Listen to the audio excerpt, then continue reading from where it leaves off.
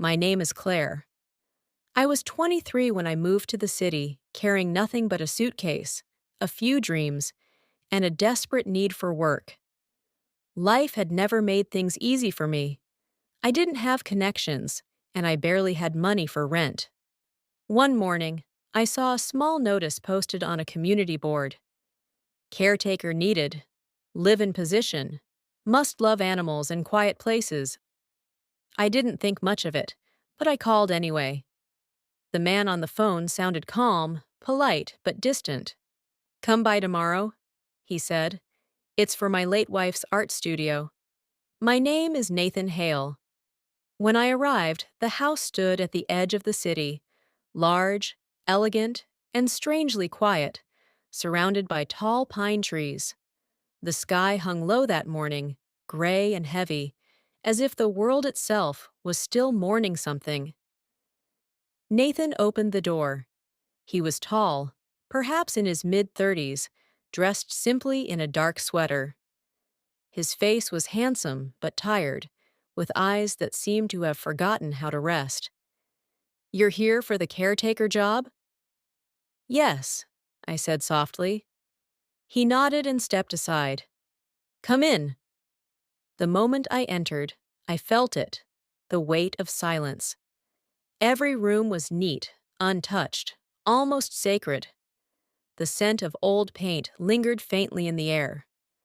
On the walls hung paintings, mostly of a woman.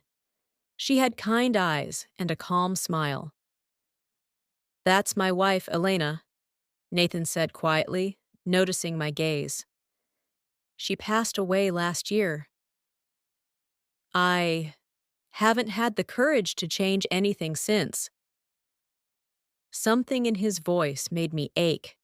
He showed me the studio, a bright room with large windows and scattered brushes, as though Elena might return any moment to finish a painting she never completed.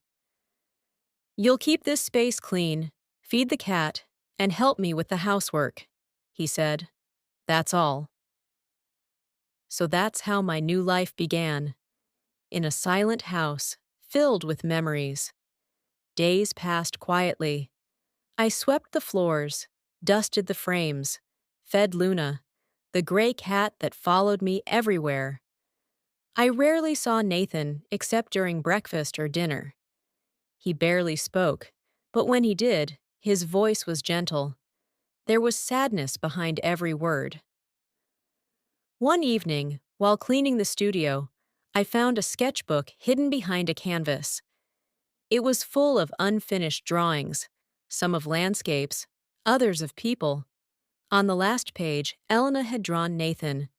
His eyes were full of warmth. Underneath, she'd written, "He'll forget how to smile without me."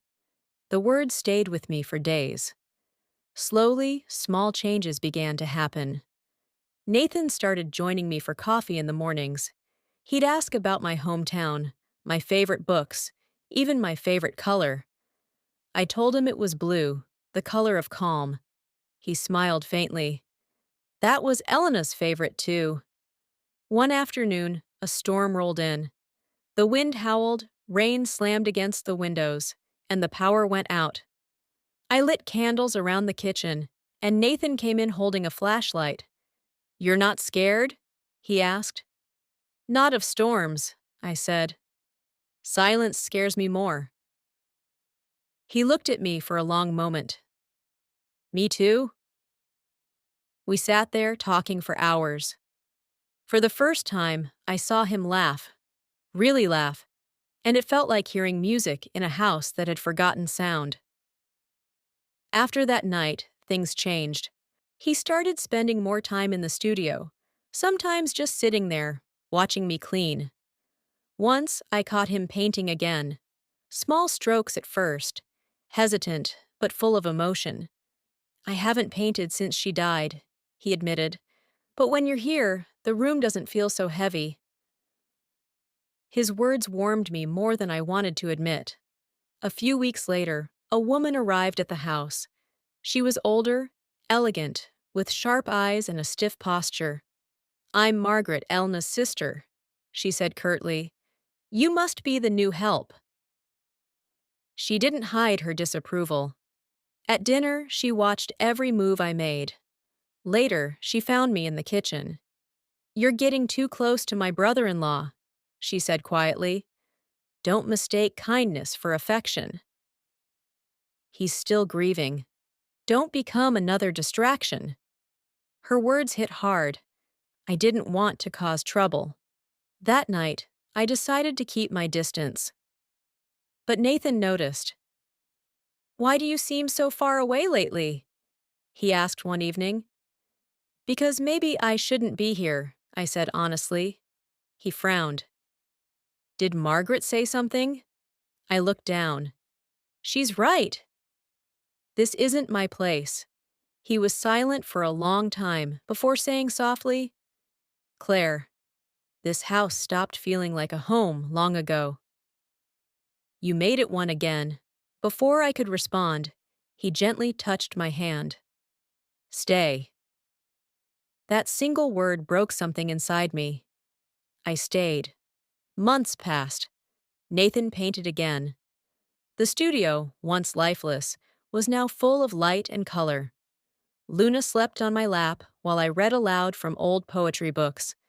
The house began to breathe again. Then, one morning, Margaret returned. She noticed the new paintings, and me, standing beside Nathan, smiling. Her voice trembled with anger. "What have you done? You're replacing my sister." Nathan's tone was calm but firm. "No one could ever replace her." "But life doesn't stop, Margaret. Elena wouldn't want me trapped in grief." She left without another word. That night, Nathan came to the studio. "You've changed everything," he said quietly. "You helped me remember what warmth feels like." He stepped closer. I could feel the faint scent of paint and pine on his skin. "I know this isn't how stories are supposed to begin, but I think I'm falling in love with you." Tears filled my eyes. "Are you sure?" He nodded. "Yes, because for the first time in a long time, I'm alive again." He kissed me softly, not with passion, but with peace, like someone finally finding home after being lost for too long. 6 months later, the house was unrecognizable. The walls glowed with color. Laughter filled the rooms. Nathan painted portraits of new beginnings, of life. Sometimes I still sit in the studio, looking at Elena's old sketchbook. I never turn the page after that last drawing. Some stories, I've learned, aren't meant to be finished. They're meant to lead us to new ones. Nathan once asked me, "Do you ever think you were meant to be here?" I smiled. "Maybe we both were. You needed light, and I needed a reason to stay. I came as a caretaker, searching for work. But I found something greater, a heart learning how to love again. And maybe, just maybe, love isn't about replacing someone who's gone. It's about continuing the story they helped begin."